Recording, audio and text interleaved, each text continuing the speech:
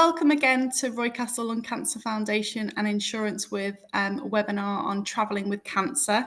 I'm Rachel Avery and I'm going to hand over now to Fiona from Insurance With. Hi, thanks, Rachel. So I'm Fiona McRae, and I'm the founder of the travel insurance brand Insurancewith. So I founded Insurancewith as a result of my own breast cancer diagnosis. I was diagnosed with breast cancer nearly 20 years ago now. And when I was first diagnosed, I did work in insurance and I understood risk. And when I became uninsurable because I had breast cancer, I hadn't had the surgery to remove it, and all of a sudden I was uninsurable. I just thought I need to do something about this, and that sort of sowed the seeds of creating Insurance With. So Insurance With was created in 2011, so we've been going since then. And unfortunately, now I live with secondary breast cancer. So I live with cancer, I take immunotherapy, and I absolutely understand, all of your pain about trying to access suitable travel insurance after a cancer diagnosis. I've also got some tips and advice on traveling after a cancer diagnosis as well, because I travel as well. And so I just wanted to go through, we're going to save most of today for questions because we have got quite a few, but I just wanted to go through some top tips on looking for travel insurance in general after you've had a cancer diagnosis, and also some top tips on traveling if you've had a cancer diagnosis, some things to think about. So the first thing that I will say is that, and after your cancer diagnosis, it can be really disheartening because you just, everywhere you look, you just think, I'm never going to be getting travel insurance again because it's so expensive. And I think that tends to be because the people that we used to use pre-diagnosis, they maybe just do not want to take people with medical conditions and things like that. So it's just about understanding where you can source cover from. So thankfully, we now have a partnership with Roy Castle. So it's Insurancewith in partnership with Roy Castle, and so we offer travel insurance through that, and Roy Castle gets a donation for every policy that's sold as well. So it's supporting the charity as well. Where Insurancewith is different from the other providers in the market is that we use a different medical screening system. It's our own in-house medical screening system called Protective. I don't know if you've already tried to get quotes through Insurancewith in partnership with Roy Castle, but you would probably notice that we ask more questions than, say, the comparison sites would. The reasons we ask more questions is we want to fully understand the condition so we can rate it according to the individual rather than lung cancer. Oh, wow, that sounds scary. Let's charge a lot of money for it. So we understand where people are in their treatments. And as I say, even if you've got, secondary lung cancer, that doesn't mean that you're going to be charged a fortune for travel insurance. What we look for is stability. And I don't mean stability in the cancer per se, but stability in your treatment of the cancer. So you've been on your tablets or whatever it is that you're taking for the cancer for at least 12 weeks, all side effects are managed and things like that. That's the type of thing that we're looking for. And that's the stability that we're talking about. So that's what makes us different from the rest of the market. But the other thing that I will stress to anybody that has cancer when you're looking for travel insurance is flexibility. So be flexible around when you want to travel, your travel dates, around treatment, around maybe starting new treatments or changing treatments.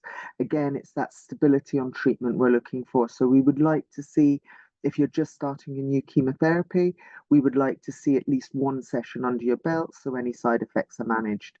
So it doesn't mean that we can't cover you, but it might just be no for now until you say have one treatment under your belt or something like that.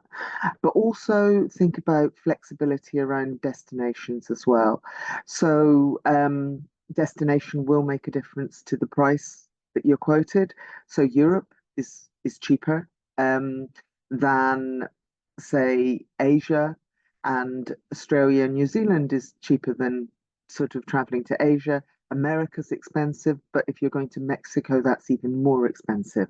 So there is, so it is dependent on destinations, and also within Europe, if you're traveling to Spain, that's going to cost you more than if you're not going to Spain, just because of the medical costs and things in Spain. So that's why. So again, be flexible with your destinations too. Maybe get a couple of quotes with, if you know, maybe say one for Spain, one for Italy, and then compare the two different prices. Sometimes, and I've found as somebody living with cancer, it's not about the destination, it's about getting away from it, getting away from everything at home that reminds you that you've got cancer, the appointment letters on the sides, things like that. So again, try and be flexible with your destinations as well. One of the other things I will stress, and I see this a lot on, particularly on, people on online forums and things like that, suggesting that they take out cover and exclude cancer. I would always recommend you don't do that, because what people don't realize, it's not just the cancer they're excluding, it's they're excluding cancer and anything that could be attributed to the treatment of the cancer.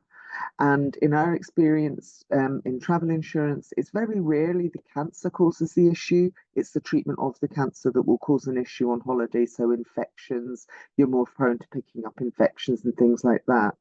Certain drugs are, you're more likely to get a DVT, things like that. So in our experience, that's what causes the problem. It's not the cancer.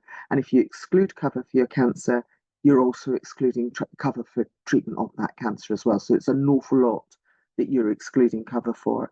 And I would always recommend people don't do that.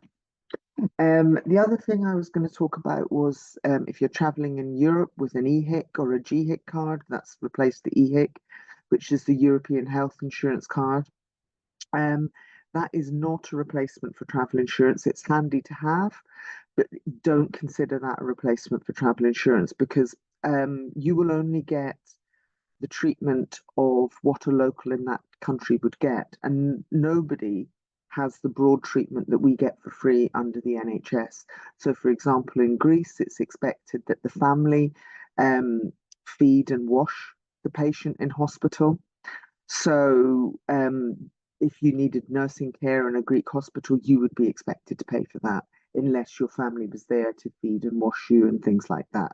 So just, be aware of the different rules and regulations of what is going to be covered under that GHIC in the country that you travel to, because a lot of people assume that it would cover, it is a replacement for travel insurance. And one of the big things it won't cover for is repatriation back to the UK if you can't travel home as planned. Now, again, I see lots of people saying, well, I can just jump on the first, EasyJet, Ryanair flight home. It will not be a problem, but you might not be fit to fly. The airline might not let you on unless you have a fit to fly letter. So again, just be aware of all these things. The likelihood of anything like that going wrong on holiday is very remote, trust me. But when it does go wrong, it can cost a lot of money. And that's what insurance is there for, to pick up that bit for you. The other thing that I was just going to go over again about traveling after a cancer diagnosis is, wherever you're traveling to, and this is something I always do, is I always check out the local medical facilities close by just in case. I take immunotherapy, so I'm more prone to having infections and things like that. So I always try and make sure I know where the local medical facilities are. So if something does go wrong, if I'm peaking a temperature or something, I know exactly where to go. Um, and I always travel with some prophylactic antibiotics as well. Some oncology teams will give those out, some won't. But even if your oncology team won't give you prophylactic antibiotics to travel with, again, just be aware of where your local facilities are if you do feel unwell and you might need to get an antibiotic or something like that. That would be my advice. The other thing I would always urge you to think about is traveling with drugs. Depending on what drugs you're traveling with, you might be traveling with opioid painkillers or something like that. So they're not always legal in the countries that you travel to. It doesn't mean you can't take them, but there is just a bit more form filling in for you if you do want to travel to the country, particularly with controlled pain medication. The Foreign and Common Office website does have a link on there, and you can put in the country that you're going to. It's particularly Asian countries and Middle East countries can be very, very strict with controlled pain medication. So if you do travel with that, I would urge you to check the Foreign and Commonwealth Office website and just check that you can take those drugs into the country.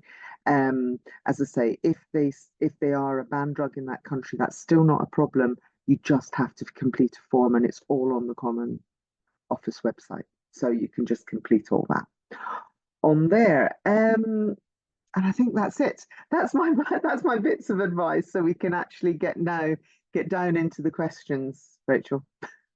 I hope that little bit was quite helpful. It certainly was, and some of it really surprised me, like the thing that Spain is more expensive than Italy. So yeah, I hope people kind of really found that really interesting. I'm sure it's been helpful. So yeah, getting down then to some of the questions. So I'm just going to read them exactly as they've come through. So. Question 1. I had surgery to remove part of my lung in February 23. So far, I'm cancer free. What's the best insurance to get? I worry if I have to cancel travel because of recurrence and I would lose all my money. I try to buy yearly insurance as my son lives abroad, so we visit as much as possible, plus annual holidays. Okay, so you might not be initially after that surgery, you might not be able to get yearly insurance just at the moment. One of the tips I forgot to say was I would always check for a single trip policy first. I know we're always used to having annual policies pre-diagnosis, but always check for a single trip policy first. You might be able to get that. And if you can get a single trip quote, then look to see if you can get an annual trip quote. It might be too close to the surgery for you to be considered for an annual trip at the moment, an annual policy at the moment. But that's not to say you'll never be able to get that. The further away you get from that surgery and that you've recovered and everything like that, then the likelihood that you can get an annual policy will increase. I would always urge you to declare that you've had a diagnosis of lung cancer and the surgery that you've had. I'm presuming that you're on no more medication now, so that's great. And you'll probably just be on checkup scans. So when you are answering the questions, they are routine scans. It's not new scans. You're not waiting for results. So when you get the question sets, when you're asked the medical screening questions, you'll be asked, are you waiting for any results of scans or diagnosis? So if it's an existing diagnosis, you can say no. So if you're just having your regular 3 monthly, 4 monthly checkup scans, you're not waiting for a diagnosis, and that's regular part of your treatment. So you just need to declare it as that, not as waiting for results, if that makes sense. So yeah, but always declare it. So if you do have to cancel or postpone your holiday because maybe you've had a recurrence or something like that, or maybe you picked up an infection as a result of some of the surgery you've had, all that would be covered under your policy, provided it's all been declared on the medical screening. Wonderful, very clear. Thank you, Fiona. Next question. If you have come through stage 3 lung cancer but still on medication, will this affect travel insurance? Yes, you will still have to declare that you've had a lung cancer diagnosis, and you will also still have to declare that you're on a medication. Now, it depends on the medication you're on, whether to what degree it would affect your travel insurance quote. So, for example, myself, I'm on immunotherapy, so that depletes my immune system. So my risk on travel insurance is higher than somebody that's not on an immunotherapy, because as I said earlier, the likelihood the cancer is going to cause a problem is quite rare, not rare, but it's more unusual. It's more usual that it's the treatment that causes the problem when you're on holiday, i.e., infections and things like that. So yeah, it does depend on what the treatment is that you're on. for your cancer. But you'll be asked to put that in. We ask what medication you're um, on Insurancewith, so you'll be asked to put that in, and that will be rated accordingly on the risk on that medication. Thank you very much. A couple of questions from one person now. So we'll take them one at a time. The online questions still ask if one has ever received a terminal diagnosis and insists on a prognosis if you answer yes. Hospitals are tending to drop the word terminal as modern treatments make it less and less meaningful, and prognosis likewise. Will Insurancewith work with patients and their representatives to find a form of words that doesn't fail people instantly on the basis of questions now mercifully out of date? I entered this myself, but didn't take no for an answer, and the lovely Dawn helped me find a statement that satisfied everyone. Yeah, I mean, we have been moving away from the word terminal. It's unhelpful. The NHS, there's no definition of what terminal means. The NHS don't have one, nobody has one.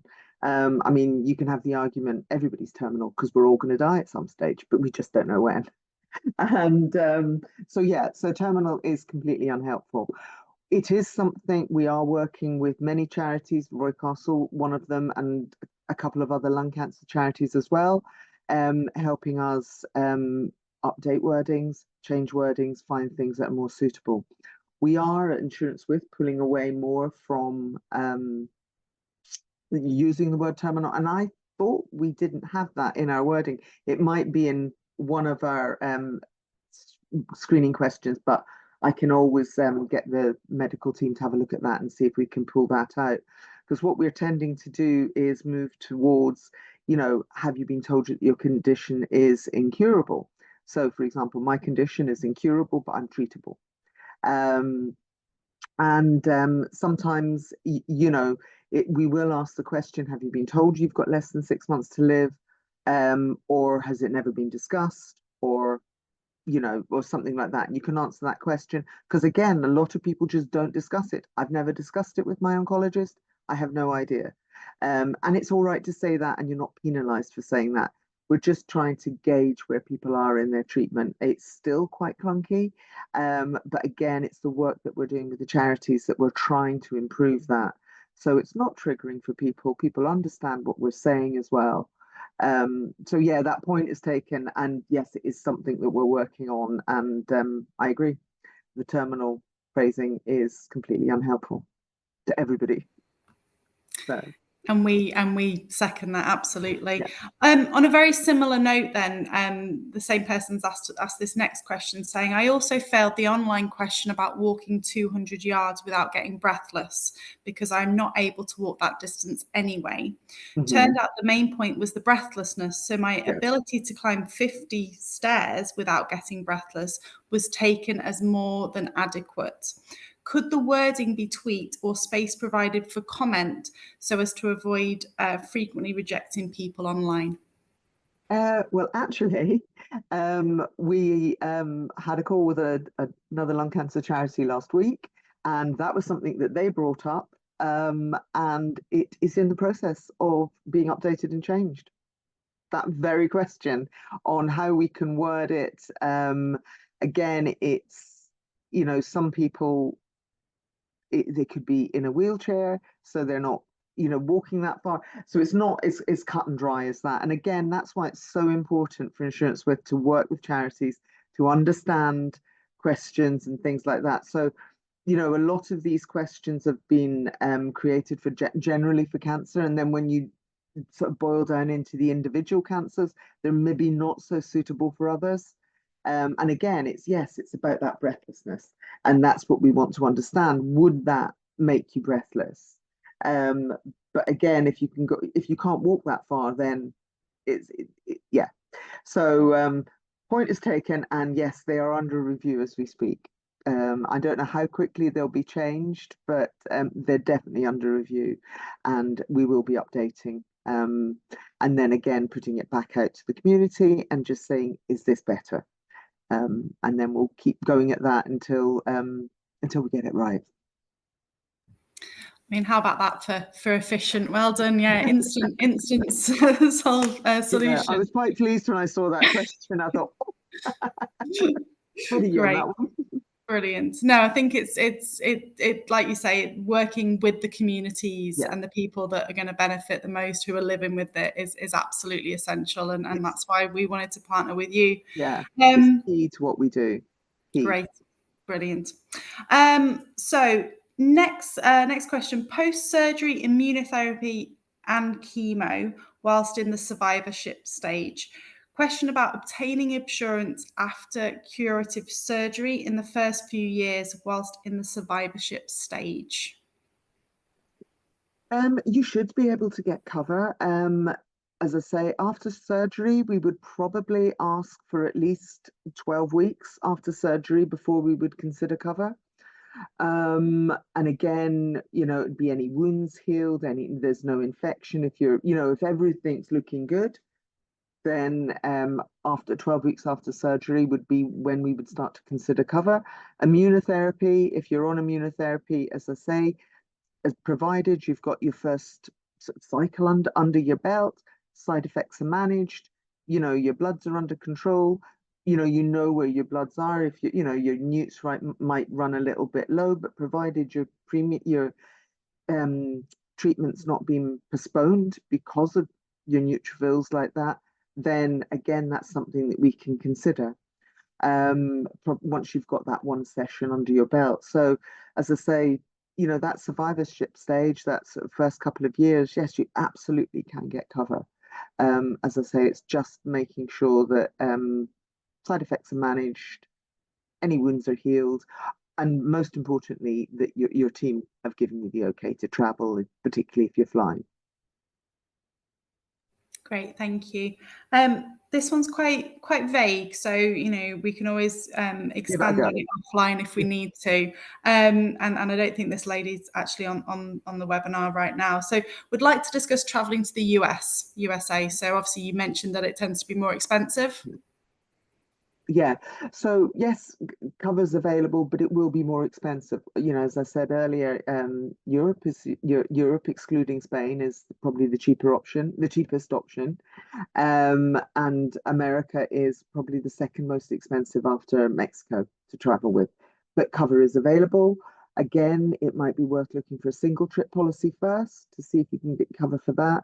You don't say where you are in your treatment uh, or or anything like that. But again, provided that you're stable on your treatment or you've had surgery probably more than 12 weeks ago, excuse me, there's no reason why a single trip quote couldn't be considered possibly an annual policy, depending on the circumstances. Thank you. And like I say, we can always follow it with more detail Yeah, offline, can't we, absolutely. Fiona? Okay. So the next person, they're hoping to go on a Mediterranean cruise next Mm-hmm. October. Sounds lovely. But long before my diagnosis, I'm having 3 monthly scans. What are insurance companies looking for, and how many scans are they likely to need to see, as I've only had one up to now? My second is this month. Will they also need from my oncologist to travel? No, you've got to just make sure that you've discussed it with your oncologist and they're happy with it. We don't need to see proof of that. If you made a claim, they would want to understand that you had discussed it with. I mean, normally, if I'm going on holiday, so I'm going on holiday next month, at my last appointment, I discussed it with my oncologist, and he's just put a note on my notes. Fiona's going away, and we're happy for her to travel. So that's normally what you do. You just discuss that with your team, but we don't need to see that. But if you do make a claim, then the claims department might need to see that you've actually discussed it with your team and they were happy for you to travel. And cruise, and you've had one scan. Okay, so yeah, it's these monitoring scans. It's you've got one under your belt. That's great. They wouldn't need to see any more. We don't need proof of that. We just need to see. We would ask you, what does the scan look like? Have has the cancer reduced? Has it stayed the same? Has it grown slightly? Just depending, you'll answer those questions. in whichever suits you, and then just run through the quote. So we can't cover any more than 12 months in advance. So we wouldn't be able to look at considering a policy until the end of October, because I think you said it was October that they're hoping to travel next year. So we wouldn't be able to look until more than 12 months in advance. But yeah, once that's 12 months in advance, I would suggest just go online and run through a quote and see where you get to. Get any questions about it, anything that's unclear. I'm happy to answer the questions if you just pop the Roy Castle team an email. They can contact me and we can help you with that if you get any questions. Thanks very much. Yeah, and if anyone, like I say, if anyone does have any follow-up questions, you can just email us at the charity and we can put them to Fiona. So I had a successful operation in January to remove lung cancer, but travel insurance quotes in March still significantly loaded policy premiums. I would be interested to know how these premiums might change over time. For example, after a year with 6 monthly scans showing no further cancer. Yeah, as I say, the further away you get from any surgery, your diagnosis, that will affect the premium. The premium will start to go down. So you've had surgery in January and you're looking presumably at cover now. So again, it's still relatively soon. So there still will be a load on the premium, but once you're 12 months away, 18 months away, as I say, you're having your monitoring scans, you will then notice the premium go down. Um, so, so yeah, so just bear with us. But I mean, there's still a risk because it's quite a new surgery to you. That's why the premiums are still quite high at the moment. But as I say, you will start to see them go down the further you are away. I mean, you might have just, depending on when you got a quote, you might have just hit below the 6 month stage. If you try, once you're 6 months clear, you might see a difference, and then 12 months, and so on and so forth. Yeah, I think, yeah, like you say, it was the operation in January and they quoted in March, so it's a very short window in So between. that is quite soon. So it is still going to be loaded. I reckon if they tried now, they'll probably see the premium go down, and again in 12 months' time, depending on when they're traveling. Great, thank you. Is it possible to get travel insurance for a reasonable price, which is not prohibitive?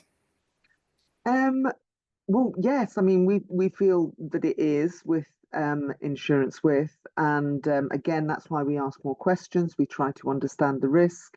As I say, the biggest risk that somebody with cancer and that somebody on cancer treatment will have is the infections and things like that. The likelihood, particularly with the lung cancer and things like that, the likelihood of that suddenly coming on when you're abroad and causing an issue, other than if you've already got breathing issues because of your lung cancer. Obviously, that's got to be managed and things like that. So I think you've got to accept that if you've had a cancer diagnosis, you will be at more risk from a travel insurance perspective than somebody that's never had a cancer diagnosis. So I think that that's something that we as people that have been diagnosed with cancer have got to accept. But there is affordable products out there. And again, it's about that flexibility that I spoke about at the beginning, about where you're traveling to, when you're traveling, etc., etc. It's that, yeah, just be flexible. Are rules similar for different types of cancer, and does this cover childhood cancer too? Yeah, so with the partnership we have with Roy Castle, all types of cancer, all medical conditions, you can run a quote through on there, and the rules are very similar to a childhood cancer as well. Declare it if you're still on medication. So I think sometimes, a lot of the time, with some childhood cancers, it might be well in the past. So just be careful with the questions that you're answering at the beginning. So some travel insurance providers will ask, have you ever been diagnosed with cancer? Some will ask last 5 years, some will ask the last 10 years. And that's particularly if you're no longer on any treatment. Just be aware of those questions, answer that correctly. But normally, you've had cancer in your childhood, particularly childhood leukemias can be like this. You've had that and you're absolutely on no more treatment now. And, some people don't even have the checkups. It's so far in the distance. So, you might have to say, yes, I have been diagnosed with cancer. You'd ask a couple of questions, but that would have no bearing on your travel insurance premium if it was that far in the past. Great. So that's all the pre-submitted questions. So I'm going to Okay. move. We've had one through on the chat. So again, a reminder: if things haven't been covered or you've got additional questions, you can just pop them in the chat and I'll get them asked for you. So what's the situation where the individual is an oxygen user, and also in relation to the walking the 200 meters with or without oxygen? Okay, so again, that's something that we're looking at, and that will be covered in the questions. We do cover people that take oxygen. I would warn you that if you flying with oxygen, it's got to be pre-arranged with the airline. They will not have their own supply, and you normally have to bring your own supply of oxygen. So that's something that you've got to, and some airlines might charge for that as well. So just be aware of that, and you've got to arrange that well in advance. I think there might be rules on how many people on a plane can have that oxygen. So you don't want to be leaving it to the last minute and saying, oh, sorry, we've already got 3 people on here with oxygen, so we can't have any more. So arrange that in advance. But yeah, we under Insurancewith, we will cover people on oxygen. As well, and it's something, as I say, we're looking at those questions and how we ask them. At the moment, I think if you're on oxygen and you're going to be flying, it might go through to our one-to-one medical screening team. So you will be asked that question. You'll be asked more individual questions on that. But again, those type of questions, we're hoping to get more of those online. But that's the work we're doing with the cancer charities, look at lung cancer charities, to improve that. Thank you, Fiona. Yeah, and I think that's one of the reasons we wanted to partner with Insurancewith is that really kind of bespoke approach that you guys take, Yeah. and that's why some of the questions do need to be offline rather than just Yeah. as standard, to avoid that inevitable computer says no Yeah. scenario. So thank you for that. That's actually all the questions that have been Wow. shared. Unless if anyone wants to quickly put the hand up if they've got anything else they want to ask. I hope that's been really, really useful. Like I say, if anything kind of pops up later on, or we're gonna send this recording round. So if you suddenly think, oh, I wish I'd asked that, because inevitably we always think of something after the event, do feel free just to drop the charity an email. You can either message through the website or just the general charity email address, which is foundation@roycastle.org, and then we can put that to Fiona, and if you're comfortable, we can put you directly in touch with Fiona as well. So I don't think anyone. I think Vanessa's got her hand up. Oh, sorry. Yes, physically got your hand up. I was looking for the little emoji. Hi, Vanessa. Yeah, I couldn't find the emoji. There's something that appeared on top They of it. move all the time. I was thinking how marvelous somebody's put my questions, and gradually I realized they probably were my questions. I wanted to repeat how wonderful Dawn was. Oh, thank you so much. I really appreciate it. I thought I was finished. I'd gone online, of course, put in that I'd had a terminal diagnosis 7 years ago. But I thought, well, nowhere else is having me. I'll try ringing up. And I've advised other people on chat lines to try and ring up. But Dawn was exceptional. Oh, thank you. I've made a note of that, Vanessa. I'm going to contact her team leader and let her know. So thank you so much. I really appreciate that. One little question. I'm now 8 years into diagnosis, and I think 6 years clear of anything, but still on maintenance chemo. So theoretically, it shouldn't cost too much more than last year. But I've now just passed my 80th birthday. Is that That's what I was going to say. Unfortunately, age does have a bearing on. Do you have an almighty bang because you're 80 and not 79? I don't know if it's an almighty bang, but it will increase. the age bands do increase. Unfortunately, age does make a difference on travel insurance. Yeah. Sorry. Anyway, I really, really, really wanted to say that about Dawn. Oh, thank you so much. I really appreciate it. Yeah, no, I'm going to drop her team leader a message. Thank you. Thank you so much, Vanessa. Vanessa. Thank you for sharing that. I know it's it's so important that people complain very easily when they get bad service, and I think we should always shout when we get good service as well. And that's and it means the world to our team. They love working on Insurance With, and they love working with all the charities. So I'm gonna drop Dawn's team leader a little email this afternoon and just congratulate her. So thanks so much, Vanessa. That's really appreciated. So a couple more through the chat. So sorry, Frank. I didn't realise Frank was on the call. Because you asked quite a really specific question about your wife's cancer, Frank. So I think what we would like to do is we're going to discuss that offline. We're going to put you in touch directly with Fiona, and she can get your quote up that you did get and the reference and all of that, and go through that with you directly. So I hope that's okay. So I'll drop you a line after the webinar, and we can put you in touch and get that resolved. And then also we've just had one more. So I used Insurancewith last year after an operation, chemo and radiotherapy for a weekend trip to France, and the premium was fully acceptable. So again, I think that's just a nice little bit of positive feedback for you there, Fiona. Thank you.